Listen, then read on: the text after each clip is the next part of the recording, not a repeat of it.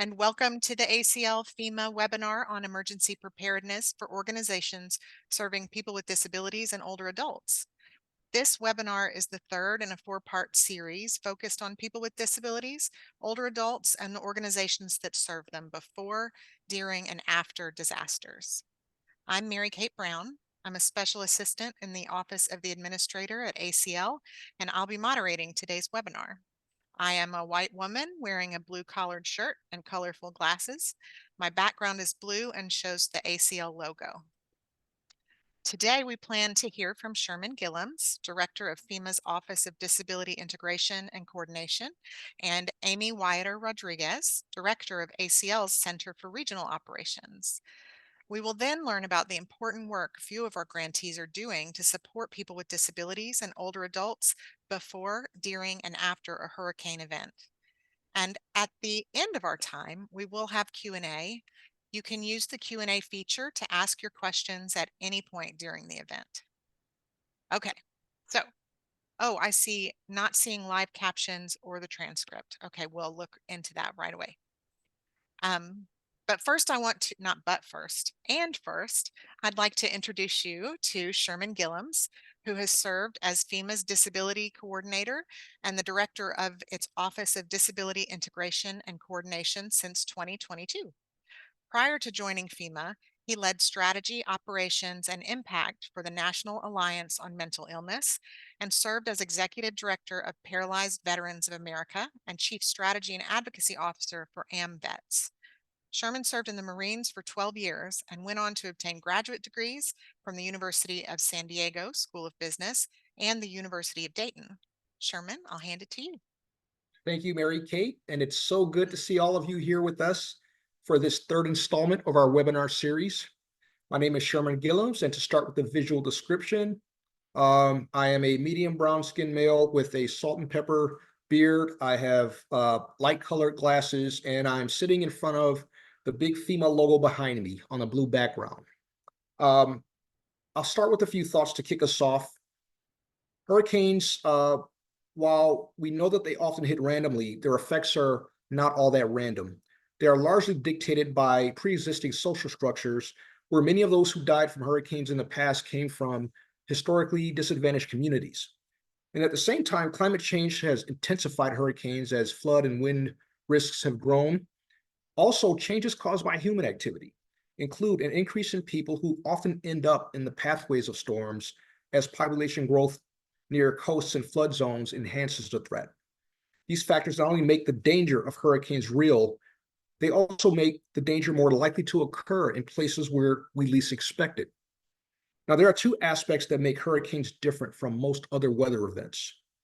One, hurricanes are the largest storms on Earth, with a large hurricane releasing an amount of energy equivalent to 10 atomic bombs. They are not to be taken lightly, no matter how many times someone may have survived them. But hurricanes also very rarely sneak up on a community. With adequate notice, community could have up to a week to prepare, unlike in the case of tornadoes, wildfires, floods in many cases, and human-made disasters. That being said, when it comes to community preparedness for hurricanes, I've noted readiness often lies in the eye of the beholder. For some members of the disability community or older adults, readiness appears to be a matter of simply signing up for alerts on a county or state registry and hoping for the best. For others, readiness entails gathering up everything they need only after receiving an evacuation alert and hoping the nearest emergency shelter can accommodate their personal and sometimes complex needs. But hope is not a strategy when it comes to disaster preparedness. And the difference between hope and readiness starts with the level of attention and effort. Being intentional about readiness starts with understanding the possibility versus the probability that a hurricane will occur. The higher the probability, the more critical it will be to think in advance about three questions. 1, how will I know? 2, where will I go? And 3, what will I need? Now, I always advise folks to think about what you need to take on a cruise vacation for 2 weeks, including emergency contacts and next of kin notifications. Now, while law enforcement and the military are often viewed as the first responders during severe weather events, the true first responders will be you, and those most proximal or closest to you, such as your family, friends, neighbors, as well as local community assets with the greatest stake in community recovery, such as Centers for Independent Living and area agencies on aging. And this is the focus of today's webinar. Back to you, Mary Kate. Thank you. I was writing down your questions. And hope is not a strategy. We must be intentional. So that is why we're here. Thank you for that. Now I want to introduce Amy Wyatter Rodriguez, Director of ACL's Center for Regional Operations.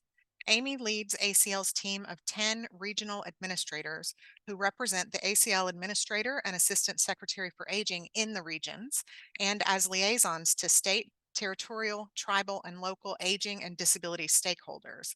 If that sounds like a lot, it's because it is a lot.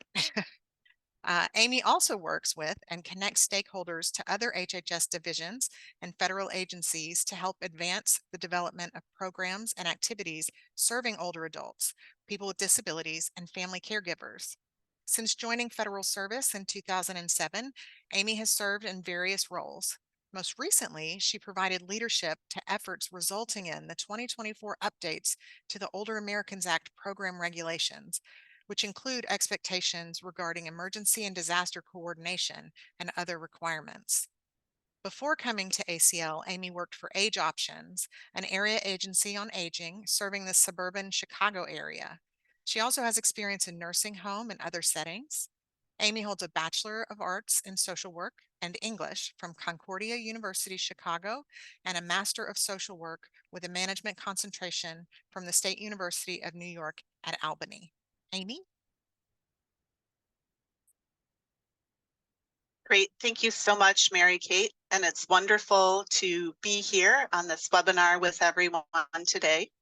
For my visual description, I'm a white woman with shoulder length, straight brown hair. I'm wearing purple reading glasses, a purple top with a white sweater, and a white necklace. Behind me is a blue screen with the ACL logo. The Administration for Community Living administers aging and disability programs, funds networks of community-based organizations that serve people with disabilities, older adults, and family caregivers across the country, and engages in disability research. We serve as the advisor to the Secretary of the Department of Health and Human Services on disability and aging policy. In that capacity, we work across the Department of Health and Human Services and the federal government on policies that impact older adults and people with disabilities. Our work is always informed by our strong engagement with stakeholders, especially people with disabilities, older adults, families, caregivers, direct care workers, as well as state and local governments. Research and experience show that disabled people and older adults are disproportionately impacted by disasters. They may not be able to evacuate, use shelters, or get information because of accessibility issues. They may lose access to critical services and durable medical equipment. They're frequently placed in nursing homes and other institutions and get stuck without a way to return home. And they're 4 times more likely to die in a disaster than non-disabled individuals. These disproportionate impacts occur both during and well after disasters. For example, 31% of adults who require personal assistance for daily care had to evacuate after a disaster, compared to just 1% without a disability. 74% of evacuees who use a wheelchair reported experiencing a lack of food 1 month after a disaster, compared with 9% of those who are able to walk. 70% of deaf people who were evacuated reported living in unsanitary conditions a month post-disaster, compared to 7% who are not deaf. And older adults are twice as likely to experience post-traumatic stress disorder and 1.75 times more likely to develop an adjustment disorder after experiencing a natural disaster. The biggest challenge for people with disabilities and older adults is that too often their needs aren't considered even when we're thinking about equity and underserved populations. The disproportionate impacts faced by people with disabilities and older adults are a part of every disaster. We saw it during the COVID-19 pandemic, where initially information about COVID wasn't accessible, and disabled people and older adults were discriminated against in accessing medical care and were forced into congregate settings with higher rates of COVID due to loss of services. We see it in natural disasters like hurricanes. Roughly 3/4 of people who died in Hurricane Katrina were older adults and people with disabilities. So we are making sure that people with disabilities and older adults have the information and resources they need to be informed, safe, and healthy during and after an emergency. And that requires advanced planning and engaging with you, the stakeholders, and the communities you serve before the disaster happens. These issues are a priority for the Biden-Harris administration, reflected in the president's last two budgets. Starting in fiscal year 2024 and continuing in the fiscal year 25 budget, the president proposed a Human Services Disaster Fund that would provide the Secretary of the Department of Health and Human Services real-time funding in disasters to distribute to ACL's Aging and Disability Networks, along with the grant networks funded by the Administration for Children and Families, or ACF. In the president's fiscal year 25 budget for ACL, there is a proposal for an inclusive disaster preparedness initiative to support the Aging and Disability Networks to build their organization's capacity to address the needs of their populations and to develop and strengthen partnerships with state and local emergency management and public health authorities, as well as a companion proposal for a national technical assistance center specific to addressing the needs of individuals with disabilities and older adults. ACL and its Aging and Disability Networks are building on this momentum to develop relationships across the federal government, including FEMA, the Administration for Strategic Preparedness and Response, and the Administration for Children and Families, to name a few, and with state and local organizations to close dangerous gaps in disaster planning and preparedness initiatives. It is imperative that we include people with disabilities and older adults in our disaster planning and response initiatives from the beginning. Currently in the United States, there are more than 78 million older adults, or 78 million adults over the age of 60, and more than 61 million people with a disability. These are strong and resilient communities whose lived experiences are a most valuable resource before, during, and after disaster occurs. The 2024 Atlantic hurricane season has already brought significant impacts. Tropical Storm Alberto formed on June 17th, and over the following days, it brought nearly a foot of rain to parts of Texas and New Mexico, triggering flash flood emergencies. On July 1, Hurricane Beryl became the earliest Category 5 storm on record in the Atlantic Basin. Beryl caused catastrophic damage and approximately 20 fatalities in several islands in the Caribbean Sea, with an additional preliminary death toll of about 25 people in Texas, Louisiana, and Vermont. ACL's mission, programs, and unique position within the federal government gives us the opportunity to represent and advocate for older adults and people with disabilities to ensure their needs and direct involvement are considered in policies, programs, and research. We're pleased with the progress being made to include the voices of people with disabilities and older adults in the development of systems of safety and in preparedness and response efforts being tailored to their needs. And we also acknowledge, along with our partners, that we have a long way to go in this regard to better plan for and respond to climate-related disasters and emergencies.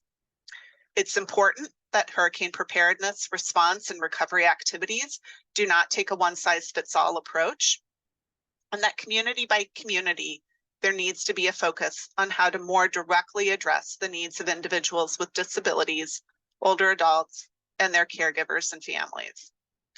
Properly planning and preparing for hurricanes can mean the difference between life and death. Thank you for your advocacy and support of efforts of emergency management authorities in ensuring shelters, supplies, and communication are all accessible when addressing the needs of individuals with disabilities and older adults. We appreciate your experience and expertise in understanding the many considerations in responding to a hurricane, including the various types of activities you undertake in scenarios when there's a need to evacuate rather than shelter in place.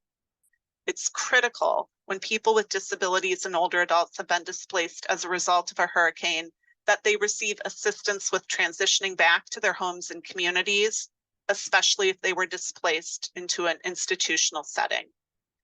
Many of these individuals also need assistance with reestablishing their personal support systems. And it's, again, critical for organizations and providers to ensure they're taking into account the lived experience of people with disabilities and older adults. And for those of you on this webinar who are people with disabilities and older adults, please make your voice heard by engaging in preparedness, recovery, and response efforts in your communities. To support your involvement, ACL's Grassroots Advocacy Initiative is educating people about policies and how they themselves will be impacted by them. It's about helping people understand the opportunities to impact policies and giving them the tools to do it. And importantly, it's about bringing people together to advocate, because we know that a collective voice is stronger than a voice alone. ACL is committed to continuing to advocate and partner across federal government and with other organizations at the national, state, and local levels on behalf of older adults and people with disabilities to ensure their needs are accounted for in disaster preparedness, response, and recovery policies and programs. Thank you. Thank you. There's my camera. I particularly, a collective voice is stronger than a voice alone. That stood out to me particularly. Thank you, Amy. Now we're going to turn to our wonderful panel of presenters. And first we have Mandy Halloran. Mandy is the Director of Public Health and Disability Integration at ABLE, South Carolina, where she is responsible for the evaluation, development, and implementation of public health programs in South Carolina to ensure equitable access for people with disabilities. She works with various public health services, supports, and organizations to ensure the delivery of healthcare services, assistive technology, and transition and diversion programs to the disability community. Mandy graduated from the University of South Carolina. She earned a certification in mindfulness-based stress reduction from Upstream, a center for mindfulness-based stress reduction. She's a graduate of the South Carolina Diversity Leaders Institute and the Riley Institute at Furman University, and a founding member of nonprofit South Carolina Women in Leadership. Mandy serves on the South Carolina Department of Mental Health State Planning Council, the Protection and Advocacy for Individuals with Mental Illness Advisory Council, as well as the South Carolina Department of Mental Health 988 Advisory Board. Mandy is certified in adult mental health first aid by the National Council of Mental Well-Being and is a certified peer support specialist. She also serves on the board of directors for the Action Council for Cross-Cultural Mental Health and Human Services and Latino Community Development. Mandy is passionately dedicated to advancing health equity for people with disabilities and all marginalized communities. Mandy, thank you for being here with us today. I'll hand it right over to you. Okay, thank you, Mary Kate. It is good to be here today. Again, I'm Mandy Halloran with ABLE, South Carolina, and I am a white woman. I'm going to go ahead and claim a middle-aged white woman.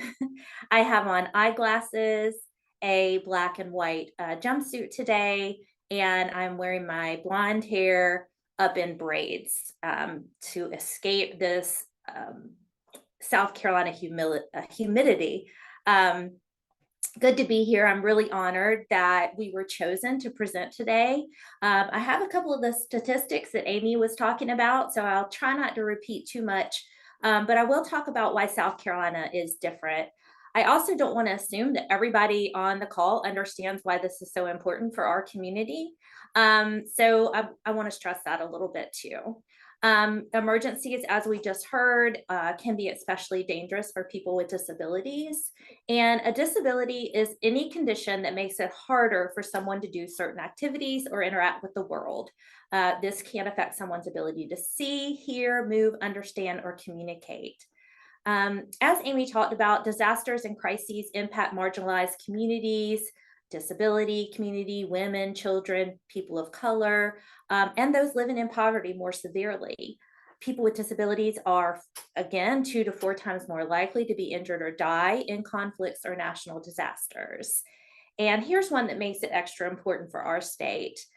People with disabilities make up 16% of the global population, 27% of the US population.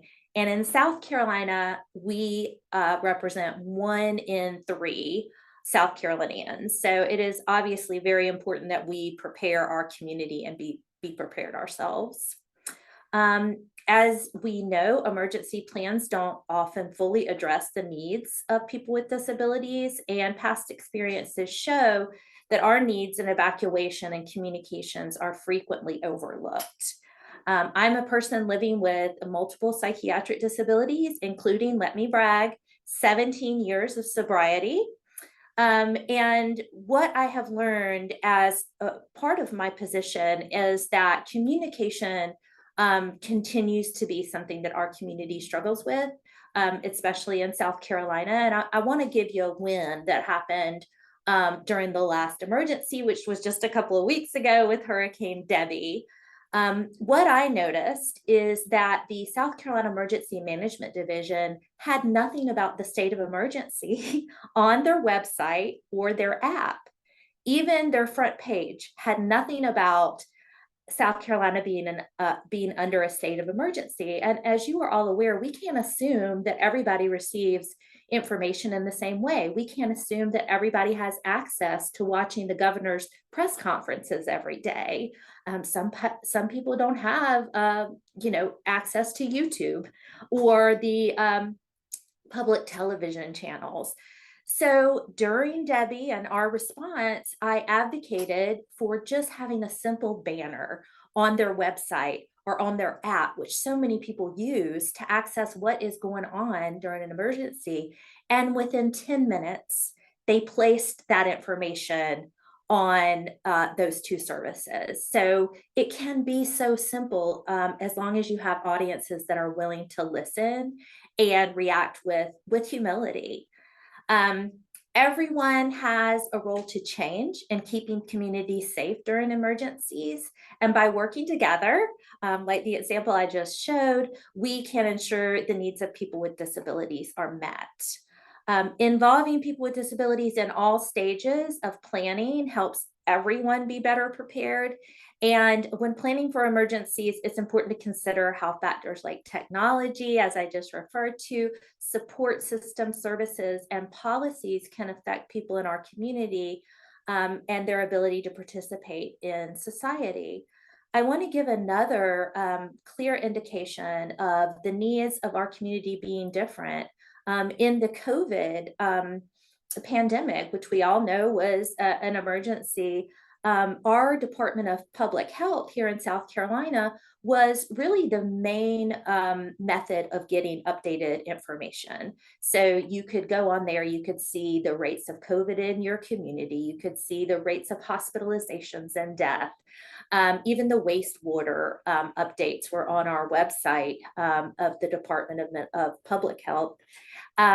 As the emergency progressed, we would log on to that website to sign up for our vaccinations, to figure out where we would drive through to get our vaccinations. It was really a clearinghouse, a hub of COVID information for the entire community. But what we learned early on is that people with blindness or low vision did not have access to that information.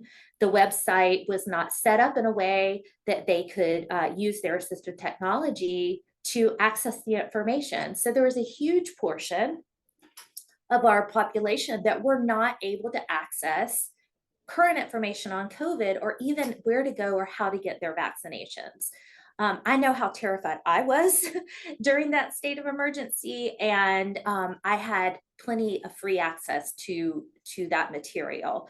So folks here at ABLE South Carolina joined with other disability justice organizations, and they were able to get some of that updated so that those members of our community had better access.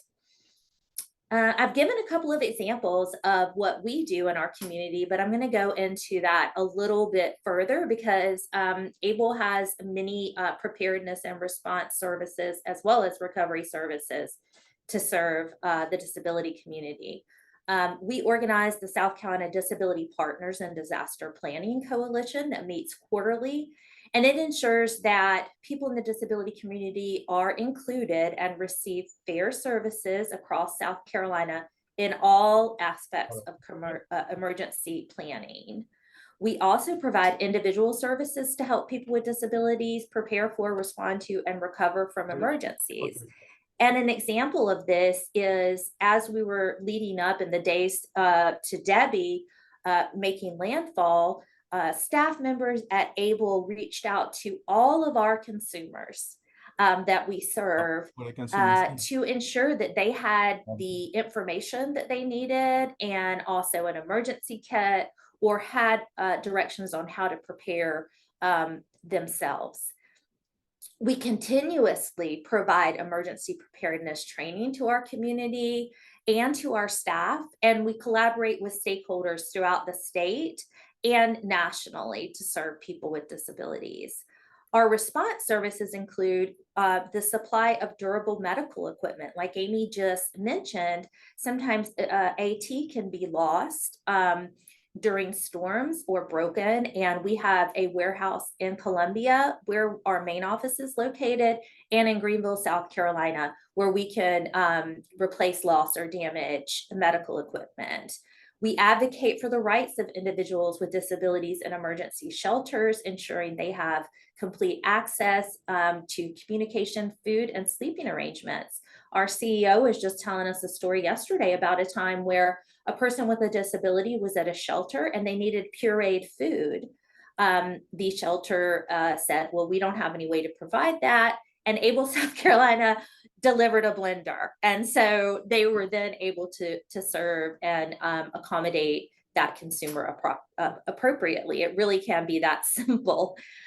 We visit shelters to assess the needs of survivors with disabilities, arrange services they need, and also provide additional information and referrals.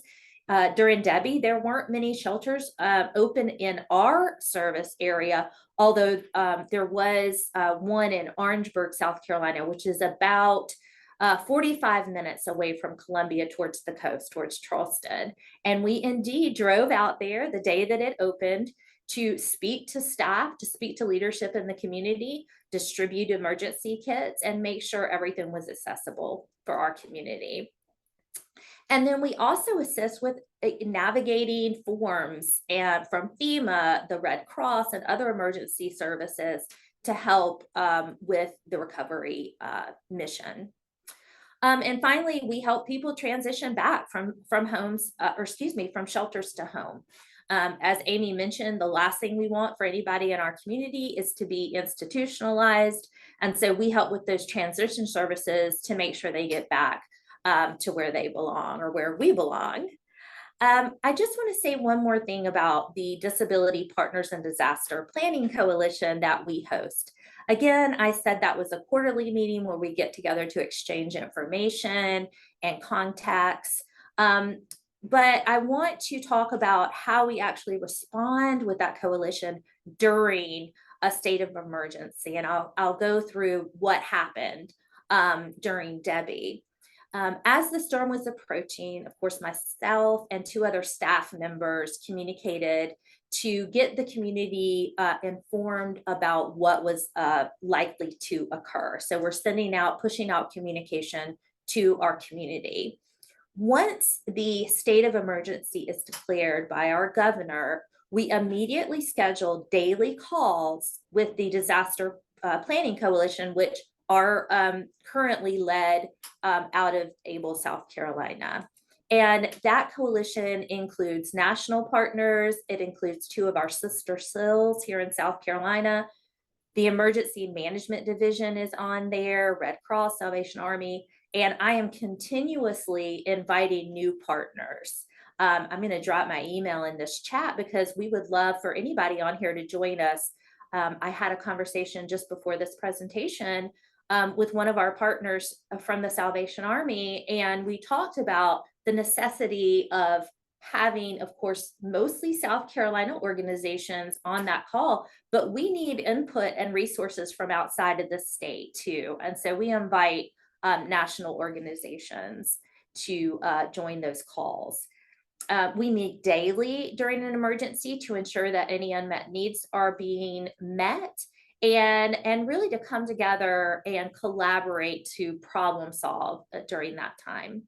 Our funding of this work is supported by the State Plan for Independent Living, and it ensures that South Carolinians with disabilities are prepared for emergencies. Again, I am going to drop my email address in the chat because I would love to hear from you with questions or hopefully a membership request in that coalition. And I look forward to answering any questions as we continue the meeting. Thank you. Wow, I hope you are all taking lots of notes. Next, we're going to hear from Howard Rogers. Howard is the Executive Director of the New Orleans Council on Aging, Area Agency on Aging. Howard holds a master's degree in social work from Southern University in New Orleans and earned a certified aging planner certification from Louisiana State University.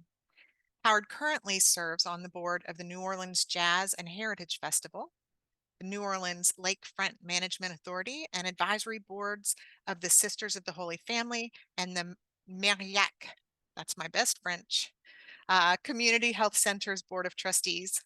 Past board affiliations include the National Association of Social Workers Legal Defense Fund as a trustee, PACE of New Orleans, president of Louisiana Aging Network Association, Entergy of New Orleans Advisory Board, and the Ethics Board of the City of New Orleans, National Council on Aging, and the Southwest Society on Aging.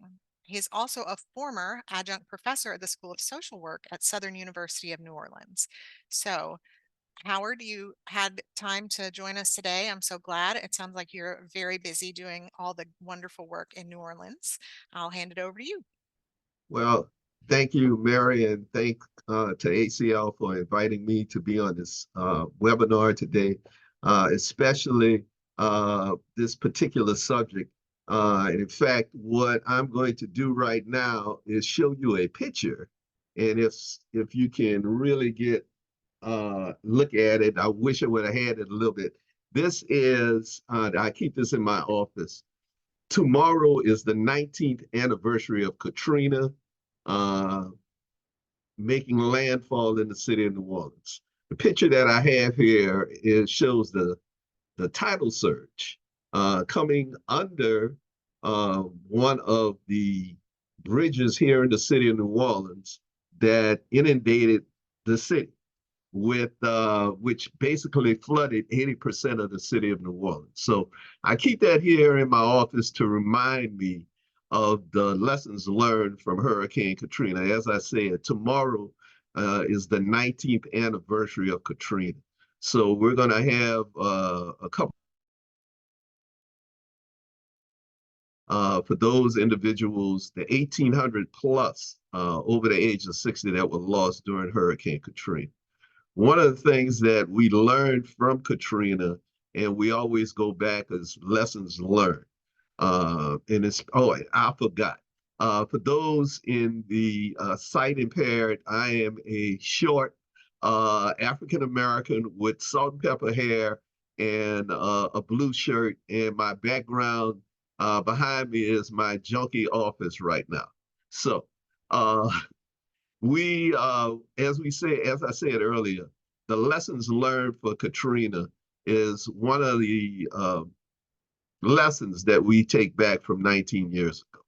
Unfortunately, the city was not prepared for a storm of that particular nature. the Regional Transit Authority, who operates the handicapped accessible buses here in the city, those particular buses all ended up underwater because they really didn't believe that the entire city would flood. Unfortunately, the levees that were built to specifications at the time failed, and subsequently 80% of the city was underwater. One of the things that Sherman said earlier that brought back memories, that when you evacuate, usually when you evacuate for a storm, people think that you going, as they say, for a 7-day cruise, something like Gilligan's Island. You know, you're just going out for a cruise. Well, yes, we thought that we were going to be leaving for about 3 or 4 days, not knowing that we could not get back into this city 1 month after Katrina. And for some of us, like me, could not get back into our house for an entire year. 2000 October, actually in 2006, when I was able to get back into my residence. So since then, the city of New Orleans and FEMA have been able to put in place some evacuation plans, and also plans that we're going to take care of the elderly and the disability community. One of the things that we do now on an annual basis, at the beginning of hurricane season, we get with the Regional Transit Authority and also with emergency preparedness here in the city of New Orleans, and we lay out plans for the upcoming hurricane season. Granted, this year was we were given the information that this was going to be a very active hurricane season. Right now, we're still sitting on pins and needles. Excuse me. We haven't had any kind of activity outside of one storm that went to Mexico, and a part of it ended up in Texas. But we're still vigilant because we're coming up on the peak, which is September 10th for the Atlantic hurricane season, at least in this particular area. As we look at the evacuation proceedings now going forward for 2024, one of the things that has impeded our evacuation plans is the rapid intensification of hurricanes these days. In years gone by, the storm would give us at least 36 hours in advance that we thought that a storm was coming in this direction. And we could, number one, start with counterflow, which is turning the inbound sections of the interstate to outbound so that we could get individuals out of harm's way. Well, because of the rapid intensifications of hurricanes, as of with Hurricane Ida 3 years ago, we noticed that we couldn't start counterflow. So we're taking different kinds of measures now. Number one, we're talking more about sheltering in place. Number two, the city has established a shelter of last resort. After Katrina, the city considered not having a shelter of last resort. That was the Superdome. And we saw the roof of the Superdome tore off, and some other things that happened in the Superdome after Katrina that we really didn't want to go through again. But because of the way of climate change, we now have plans in place to help especially the disabled community. The senior centers that the New Orleans Council on Aging operates and subcontracts with, we have a meeting with our directors at the beginning of hurricane season to apprise them of the city's information in terms of hurricane evacuation and also about sheltering in place. So as we look forward to the end of hurricane season on December 1st, we hope that two things happen. one, that we're not impacted by a major storm this year. And two, we hope that no parts of the United States is impacted by another major hurricane this year. Because one of the things that happens when the rest of us receive a hurricane is some of the problems that we're having now is that our insurance rates go up. And we are dealing with right now seniors who basically either have to think about paying their insurance or for their house insurance or letting it go if they can't afford it. And if a storm does come, they won't have the means to put their lives back together again.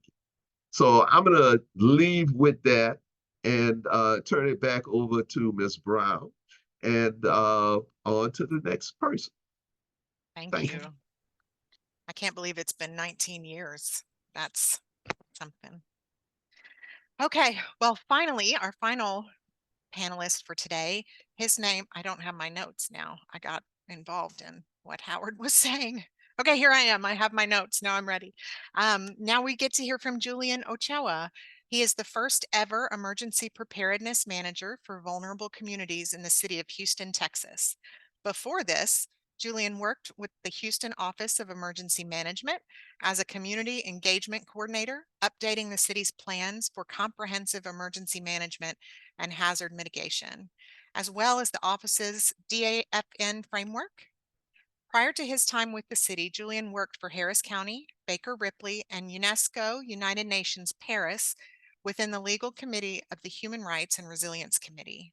United Nations Vienna, Department for Drugs and Crime Prevention. Julian holds a law degree from Universidad Católica del Tag. I have my fantastic notes here, Julian. I hope you're enjoying this. Del Pachita, Venezuela, a master's in international business, Harvard negotiation program from Pompeu Fabra University School of Business in Barcelona, Spain, and is a former doctoral student at the Universidad de Salamanca Law School in Salamanca, Spain. In his downtime, Julian loves to spend time with his wife and children. And I'm so glad that you're with us here today, Julian. I'll hand it right over to you. Hi, Mary. Thank you very much. And thank you so much for all the attendance for this amazing initiative and activity. Just to check, are you gonna share the information or just, I should start with the presentation? Okay, great. Thank you. So I'm gonna share with you all what we are doing here at the City of Houston. Specifically, after Harvey, the situation changed. The whole picture of the city changed.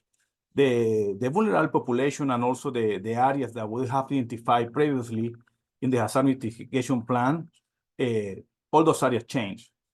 So we realized during Harvey that there were so many people, specifically from vulnerable areas and people with disabilities, that were the most affected by Harvey and then by for example Storm Uri and in consequence. So what we were doing, what was our challenge? Our challenge was 2 years ago, we need to update the hazard mitigation plan. As you know, every 5 years, every city has to update the hazard mitigation plan. And also we have to update the City of Houston Comprehensive Emergency Management Plan, almost 20 plans. And we have to create the first ever disability access and functional need emergency plans to ensure that we provide with diversity, equity, and inclusion, the whole services equally to the people with disabilities and vulnerable population before, during, and after disasters. So it was a huge challenge. And at the beginning, well, we thought, okay, how we can start? How we can start to ensure that we can bring the whole community to a table to provide ideas and initiatives, and also how we can change the engagement in order to be more realistic and talk with people, you know, about what is happening if the cavalry is not coming. And from 2 years ago, we started to work in this initiative. in how we can empower vulnerable communities through successful communication, strategic outreach, and engagement, from creating and updating the hazard mitigation plan and the city plan and the disaster disability access and functional need plan, involving them through this initiative of successful outreach and engagement, involving them in the creation of the new city plans and the new hazard mitigation plan from the beginning, including from the plan, then in the response, and then during the recovery area. Can you move forward, please? And thank you very much. So when we spoke with the team, more than 18 city departments, planning and development, super neighborhood, complete communities, administration, legal department, we say different, we make different questions. And also we made the question to the community. What happens if the cavalry is not coming? And it probably may happen. Why? Can you continue? Because we're not coming right away. Move forward, please. Not because we don't want and move forward. It's because we started to change our approach and let them, the community, and even the city members and the planning team members, move forward. It's not because we don't want. It's because sometimes we can be affected as well, like it happened to us during Harvey. For example, in Texas, we have an expectation of when we call 911, the system will arrive quickly. But in reality, in Texas, the time that the fire department will arrive or the 911 emergency equipment is between 4 and 9 minutes. But what happened when the incident happened? What happened when the disaster impact? Those kind of situations, you can see that those are real pictures during Harvey. And those situations we started to analyze internally first with the team to analyze how we're going to create the plan and then how we're going to engage and outreach strategically the whole community. As you can see during Harvey, our city department equipment were affected, different truck, boats, and different equipment. More than $1 million were just in the Houston Fire Department affected during Harvey. And also many of our emergency responders were affected as well. Move forward. Also, we took in consideration, the city. Houston, Texas is the 4th largest city in USA, and also just a glimpse of what we are talking about. We have to take in consideration. Just in 2022, we have almost 3,200 people as a homelessness. Besides this, 48% of the population is Latinx and speak other languages. And also, when we analyze a lot of researches from the census, from different universities, there are important data or important population of newcomers that they were not registered in the census, but also they were affected during Harvey. So how we're gonna engage them? How we're going to prepare them as well? So that's why another question. Can you move forward, please? How are we going to prepare them if we have the same resources, limited resources? As you know, our position as a director of DAFNE or chief of DAFNE or disability access and functional need and vulnerable population or manager, how it is my case, it's a new initiative. And we still, for example, internally in the city of Houston and externally, to educate our partners, we're here for support, we're here to partner, because at the end, we have the same limited resources, we have competing priorities, but we don't want to see it like this. We want to see we can partner in order to provide support equally before, during, and after disaster to our vulnerable population. Can you move forward? And those are the things that we're still working and to make progress internally and outside the city as well. So specifically the people who are working in response or in operation, they can identify that we are not here to lecture them. We're here to support them, to provide input, and also to bring resources to the table.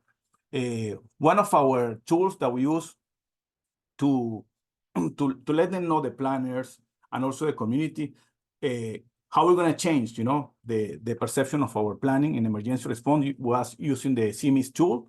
As you know, using the CMIS tool in all phases of the emergency preparedness will help us to focus instead to focus in the need instead on the disability. So it will accurately save us time to plan and include all the needs of each member of our vulnerable population. Let's say if we're talking about people who doesn't speak the language. Let's say if we're talking about people who are in wheelchair or hard of vision, those kind of things. Move forward, please. And another thing that we took in consideration was our main goals, which was to have our challenge was to how we can ensure the whole community approach in the new hazard mitigation plan, as I said, in all city plans that we're updating, to ensure that we have their perspective, their input in all our phases of emergency management in preparedness, response, recovery, and mitigation, specifically from these vulnerable communities that we are talking about. Please move forward. We have different priorities. As in every other city, with a lot of engineers and planners, after Harvey, we have identified the different areas. With the Houston Police work as well, we did our risk assessment and all those researches and investigation that we should do, to create and ensure a proper and updated plan. But our question was, okay, what is going to be different now from 5 years ago? Because we did the same thing 5 years ago, and Harvey came and changed the whole perspective. Now, before the city was flooded, just in the flooded priority areas was in the east of the city, near of downtown, and now the picture completely changed. Please move forward. So we thought, okay, first of all, we have to ensure that in our planning, we have to include the full picture of the city, taking in consideration the race, the ethnicity, the poverty, the disability, and the vulnerable populations. Those different subjects should be relational. Please move forward. And also include, as I said before, the priorities to ensure that the strategic outreach and engagement plan could bring the whole people to the table. Move forward, please. Also, logically, we analyze, the index of vulnerability and the area affected. Please move forward. And at the end, this is the final outcome. And I'm gonna start with the critical part. We identified this, as I said, with the city of Houston, but also before to do this, we did an strategic outreach with several stakeholders of the community. And we identified those vulnerable areas. As you can see, before the area affected in Houston, before Harvey, was just from let's say the number I, yeah? And now you can see how the city was affected, and we crisscross the city in different areas to cover the whole city, including ETG. But how we did to make a comparison about our diagnostic of the situation to really ensure that those areas that we have identified were the real areas, the most vulnerable areas. Why? Or how we did it. So when we did, because we invited a lot of stakeholders and different leaders from the community. And the way that we did it was breaking the pattern of the charity program. We started it's a long process. It's not easy, but it took us like more than a year. What we started to do is we used a tool that I learned when I was working in the Resilience Committee in United Nations. It is called the Asset-Based Community Development Tool.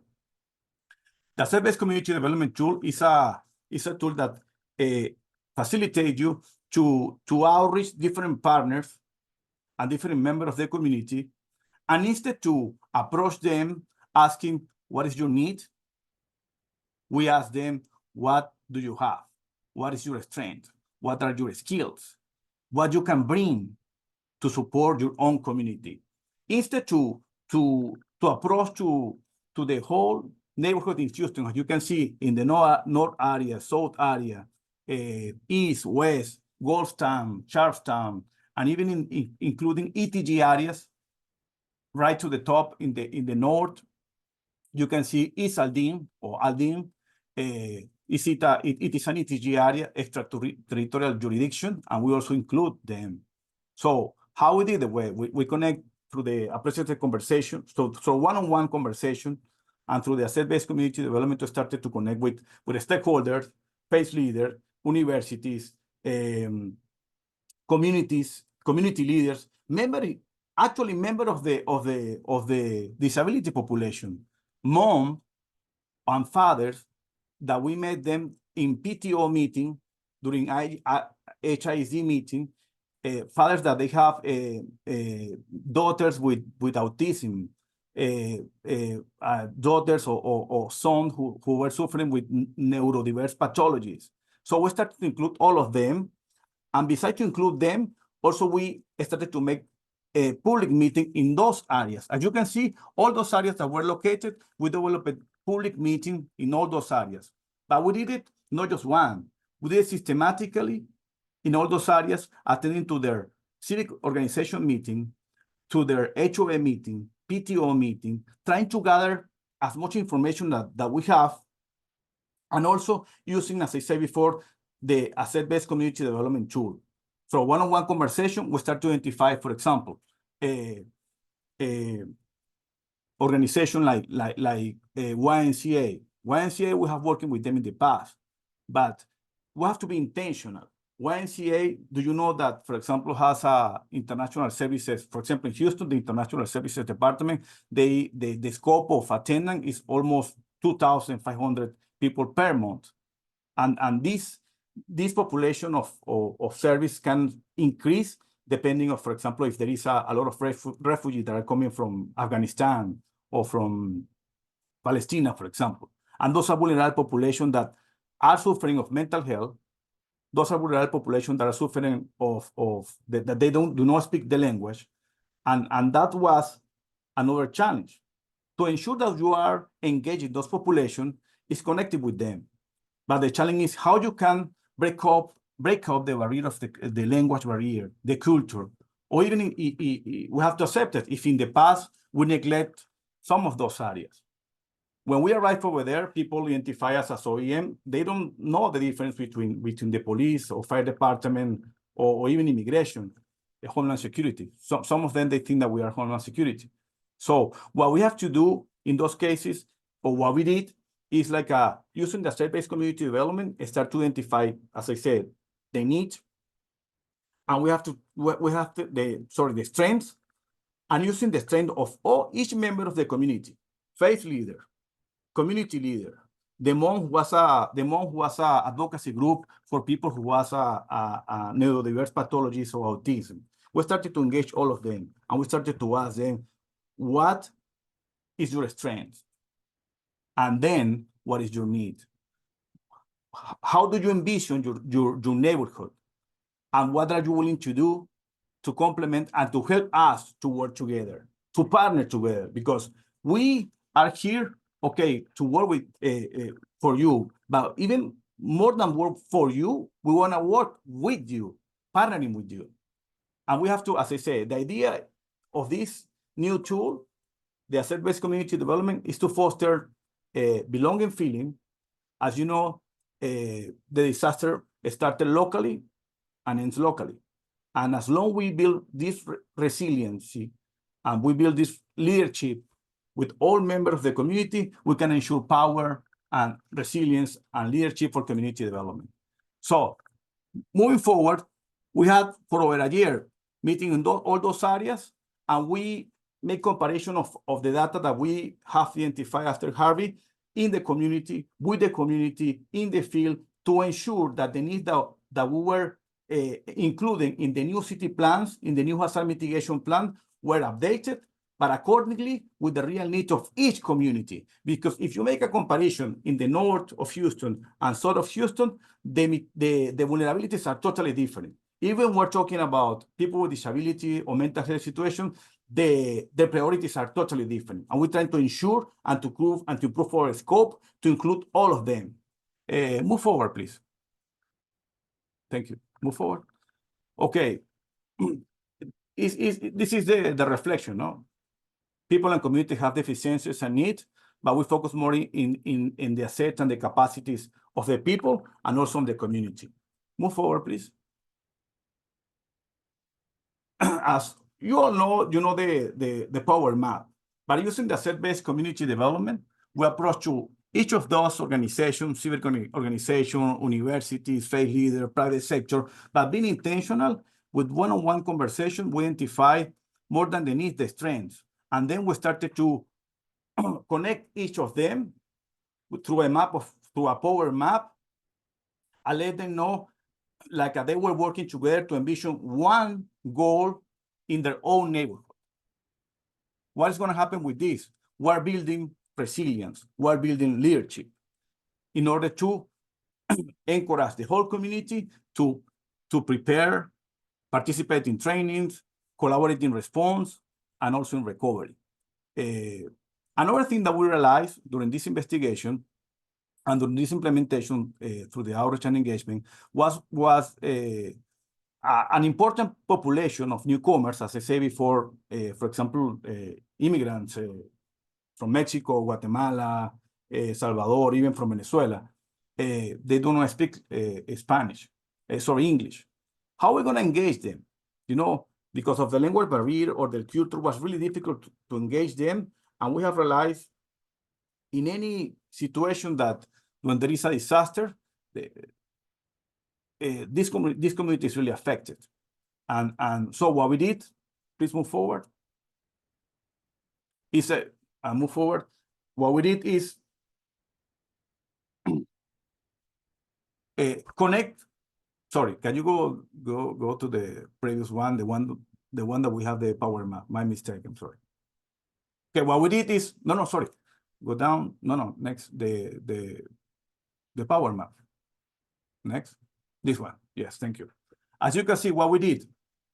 For example, there were different areas in Houston where, for example, in the West Houston, it was a new area affected after Harvey. So we identified that there was the YMCA International Services. Through the YMCA International Services, we talked to them, we did a partnership, and we let them know, like, we're gonna, and we started from 2 years ago. We started to attend every 2 months to provide disaster preparedness presentation in different languages, in Spanish, in French, and also we're using different resources from the same leaders that we identify in our one-on-one conversation through the asset-based community development. We use them as a translator. Some of them that they already volunteer, for example, in the YMCA, to provide translation to another language, like Pasto, like Urdu. And also we're working with different consulates. We identify in this power map, like, okay, those communities doesn't have, they're an important member of the community that they don't rely, they don't trust in the civic organization. But we realized that they were working and they were attending to their consulate, to the general consulate in Houston. For example, do you know that in Houston, after Washington, D.C., we have the biggest consulate corps in USA? We have in total 94 consulate, general consulate. So what we did is started to engage those newcomers, immigrant, tourists that they didn't know because of the language barrier, the culture, or they didn't know about the OEM. We started to engage them through the confidence, the engagement that the consulate, the general consulate has in Houston. So what we did, a unique initiative in which nowadays, for example, during Beril and Derecho, the last 2 disasters that we have, we provide alert and warning, and we share the information to the 94 consulate, and we, as an outcome, we had in real time 94 different languages that we were providing information about our point of distribution, shelter, water distribution, those services that the city were providing at that time. How? Using the asset-based community development and connecting in a different way, you know, the same actors that you know, but you know that can change from every neighborhood to be intentional through our one-on-one conversation to discover their strengths instead that their needs. And then start to complement their, as I said, their strengths to fulfill the neighborhood need. Talking with all of them, like the most important is to envision the same goal, because at the end, after a national disaster, after FEMA left, the local are the ones who's gonna support in the recovery, following their guideline, of course, because FEMA is doing an amazing job. But at the end, as long as we build resilience, leadership, they can collaborate in every phase since preparedness until recovery. Can you move forward, please? Move forward. So at the end, I just want to let you know that we tested the initiative using the strategic outreach and engagement with the hazard mitigation plan, engaging through all Greater Houston, more than 600 people, 600 people, yeah, in the most vulnerable areas. And this engagement was the biggest in Houston, Texas, in regard of the hazard mitigation plan, a comprehensive emergency management plan. So through this strategy, we ensured that the whole city plan were in consensus accordingly with the real needs of the community, including our first ever disability access and functional need plan. As a result of those outreach and engagement, for example, last year, through the partnership with the YMCA, for example, we worked with them in 23 locations, offering cooling center, and we attended 2,745 people. And taking consideration that those populations are the same population that we're engaging consistently. In fact, every month may change more or less, but consistently through the YMCA. And we're repeating the same engagement with Baker Ripley, with other organizations, Wesley Community Center, United Way, different organizations that work in the neighborhood to build resilience. Move forward, please. As you can see here, during Beril, you can see here to the left, Beril, the Japanese Chamber of Commerce, they repost all our information about shelter, point of distribution in Japanese. The Japanese population in Houston is about 10,000, but the Vietnamese population is really huge, and they are located in Georgetown, Georgetown area of the city, in the southwest.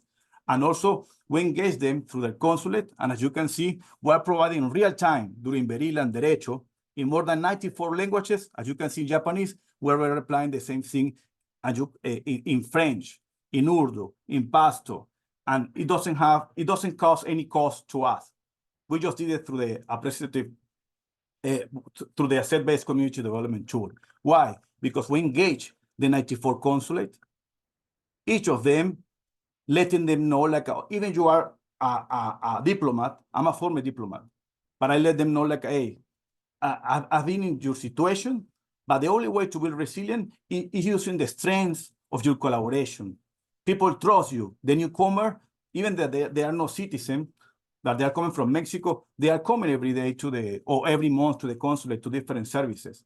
Let me tell you one thing. The Consulate of Mexico have a scope of attendance of 600 people per day. And we are attending to the Consulate of Mexico every month and provide in Spanish community preparedness. And also provide the resources during, before, and after, like we did here with Beril, with the Japanese, to them, and they post information in Spanish as well. As you can see, those consulates connect us with some with important members of the community. Take a look at this picture, for example. You can see the lady is stand up. She's one leader. I had a one-on-one conversation with her, and she told me, hey, Julian, I'm from Vietnam. I don't have any strength. And I said, no, how come? You should have a strength. She said, well, I speak English, but I don't have the strength, to work in a point of distribution, to do a food distribution. What can I do? And I said, what do you like? And she said, I like to talk a lot. And I said, okay, you like to communicate a lot? Yeah, I like that. And I told her, okay, help me to do the translation. I will say it in English, And can you provide the translation to your Vietnamese community in different facility centers in your neighborhood? And she said, yeah. So nowadays she's my actual formal translator, and she's helping me, you know, to from English to Vietnamese to translate to all those members of those communities. As you can see, there are many seniors. As you can see, there are many people who suffer mental health. I suffer mental health. I suffer of anxiety, and I try, and I didn't know about it. But I open them, I talk to them really openly and let them know, like, if they suffer those kind of disease or mental disease, they shouldn't be shy about it. There are different, they should include their medication in their plans and take in consideration that they don't have to be shy or about it. Have to, it's another disease as any other, that with the right treatment, we can be safe before, during, and after disaster. And I spoke with them really openly, and after those conversations, they share, like, oh, I suffer the same thing, I suffer anxiety, or the other suffer another disease. But the most important is to engage them. But the most important, as you can see here, engage is not just like they are over there showing and doing an action. No, engaging is like have a consistently contact with them every month, every 2 months, providing disaster preparedness. Why? Because at the end, they are the force multiplier. They are the one who gonna support you to leverage the message to the whole community. And the confidence that they have between each of them, as much as we can, we're not gonna get it. But the most important is, as long as we have this connection, this engagement, we can start to be in their life and prepare them before, during, and after disaster. Can you move forward, please? This is another example. You see, General Consulate of France, they share all our city facilities that were activated during Beril and Derecho, where we were supporting point of distribution, shelter. Also, how we were also different centers that we were providing information, services with the American Red Cross for people with disabilities and also for access and functional needs. Please follow. You can see it is last week. Take a look. Last week, the 23. Take a look this, the second one. The second one has 1.2K views just last week. Imagine the scope. So we're working at the same time, virtually doing outreach and engagement, because it's proven by statistics, like you have to touch a family, a household, one member of the community at least 2-3 times per month. So we're doing that every month, going to the different consulate facilities to provide disaster preparedness presentation. Also, we share information, and every consulate, they have a TV, and in the TV, they are providing information in Spanish, in Vietnamese, depending of the consulate. The information about the how to prepare and how to be a leader and taking care of the household and be prepared. Please move forward. Another example of this asset-based community development, for example, it helped us, through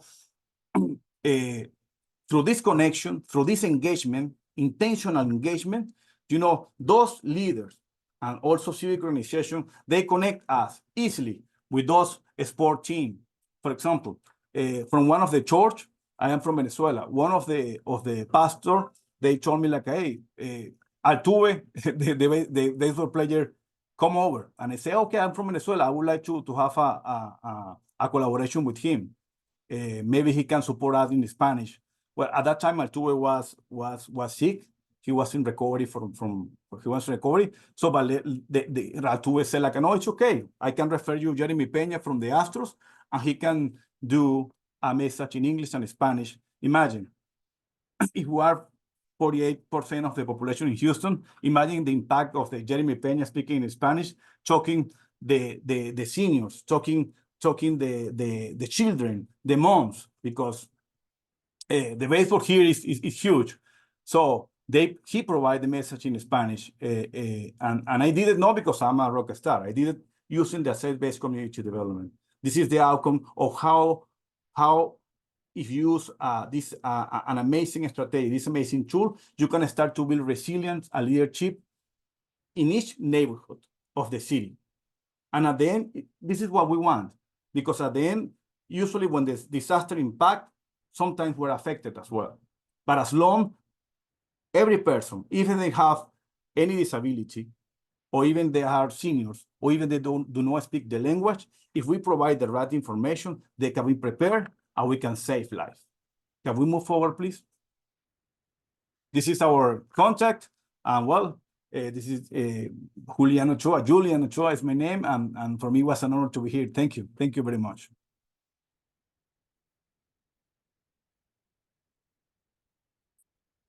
Thank you, Julian. There, I hope you see the love you're getting on the little. Oh, this is beautiful. Yeah. Thank you. You are getting lots of love. Wow. So we have about 10 minutes left, and we are going to ask our panelists a question and see. So the question that I have for you, we heard, Julian, you set this up very well for me because you talked so much about partnership, and the partnerships you are talking about are looking into the community and saying, hey, you can do this. Let's partner together so that you can do this. Yes. So I wonder, Howard or anyone else, thinking about partnerships, who are your strongest partners in disasters and emergencies, and what types of resources and supports do they bring to the table when you're serving people with disabilities and older adults? And I can throw that out there for anybody to answer. Well, Kate, our partners are the Regional Transit Authority here in the city of New Orleans and BOED, which is the city's emergency preparedness arm. Between those two, and also with the Governor's Office of Emergency Preparedness, they have provided us with information and support when there is time for a critical time here in the city and also in the state of Louisiana. So between those three entities, we have been able to prepare for the next emergency. Thank you. How about you, Mandy? Who do you all partner with? Or how does that look for ABLE South Carolina? Yeah, I appreciate that, because we definitely cannot do this alone.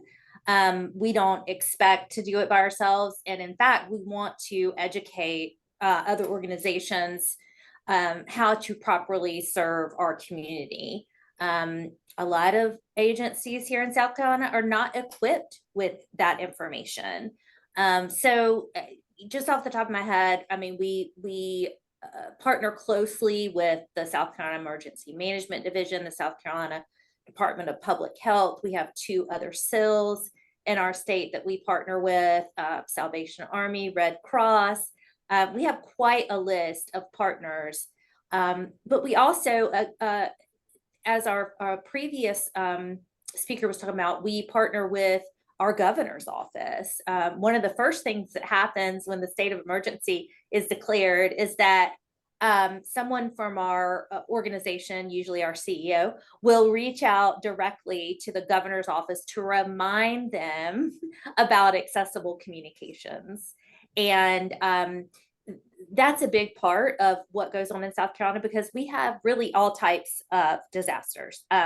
Hurricanes are a big one, but we have to respond to flooding, to fires, you name it.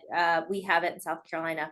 One thing I didn't mention that I want to is at the beginning of each hurricane season, we send out a packet both via mail and e-blast, as well as posting on our social media channels about accessible communications during emergencies.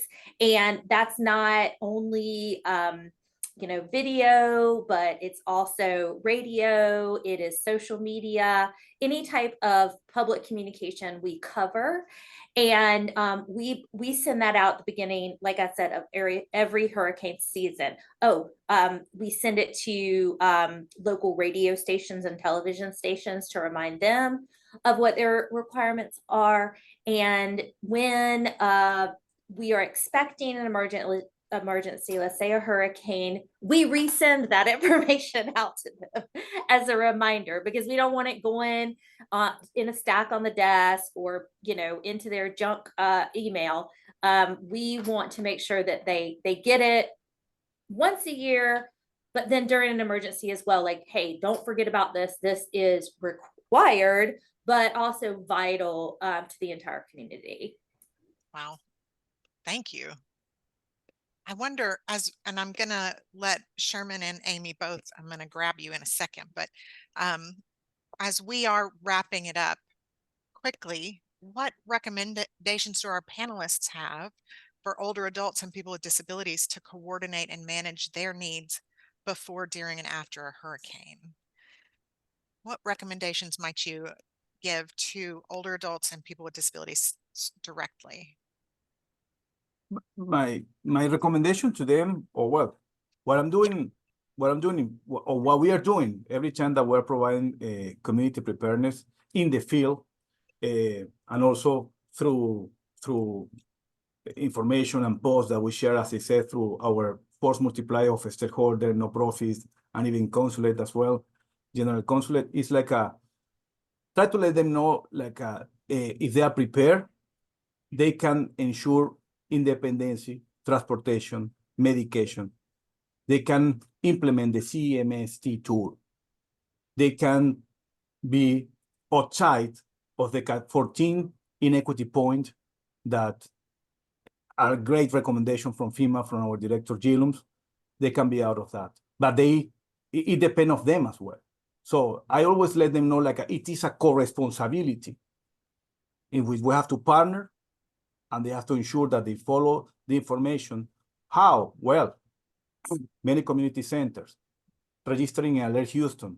Also, we're providing, information to several facilities. It's a work in progress. Of course, the city is huge, but it's a work in progress, and we're gonna keep doing that. And also, we can collaborate, as I said, with stakeholders that envision the same thing, and they are multiplied. The failed leader is a message multiplier as well.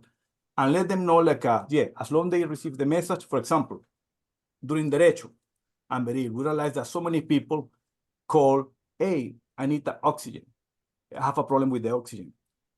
But we realized that if the next time, for example, we ensure that they call their oxygen supplier, if it's different than the Medicaid or from the government, they will deliver the oxygen within 24 hours. Of course, if the area is not flooded, those kind of things, but at least it's another option. And those kind of guidelines, to improve the preparedness as well. Thank you. In our community, Mary, we ask, and we start in April. We start in April with PSAs, not only from our organization out to the disabled and the elderly community, but the city and the state starts with PSAs to get ready for hurricane season. Get your hurricane kit ready. Have a 7-day supply of water. Make sure you have canned goods in stock. Also to have some cash, because when the electricity goes out and you need to access anything and you can't use that debit card or that credit card. Additionally, you also make sure that you have at least a 2-week supply of medication and have on hand so that you can give to a good friend outside of your particular area. Where are you going to be in case you need to evacuate? That's one of the lessons learned for Katrina. So, and those particular items, especially canned goods and water after hurricane season is over with, utilize them, and then get ready for next year. Get ready for next year. Mandy, do you have anything to add? I'm putting you on the spot. I don't have to. Okay. Okay, there we go. There we go. Are we talking about preparation early in the season? I'm sorry. That's what I was listening to the answer. So Sure. No, what recommendations do you have for older adults and people with disabilities to coordinate and manage their needs at any point in the process? So okay, understood. Thank you. So we really push out similar information to what Mr. Roger was talking about. But we also train people with disabilities individually. So not only do we offer trainings virtually and in-person trainings at our offices, but every consumer that calls Able South Carolina is asked the question, do you have a personal emergency plan? Followed by, would you like assistance in creating one? You know, that is our recommendation. So if we don't touch them directly with the training, we are touching them directly when they call in for the first time. And so that makes a huge difference in getting that information out to the community. awesome. Well, thank you. Thank you, our panelists. We could go another 45 minutes, but we're going to wrap it up here in the next few minutes. Would you, Sherman and Amy, do you all have anything? I hope you'll speak for at least 10 minutes each. I guess I won't be redundant. I think our panel of experts said it all. I'll just, put a bow on it by saying, in school, we were used to getting the lessons before we got the test. But in the job that we do, we often get the test and then learn the lesson. And that point was very well made in this group here.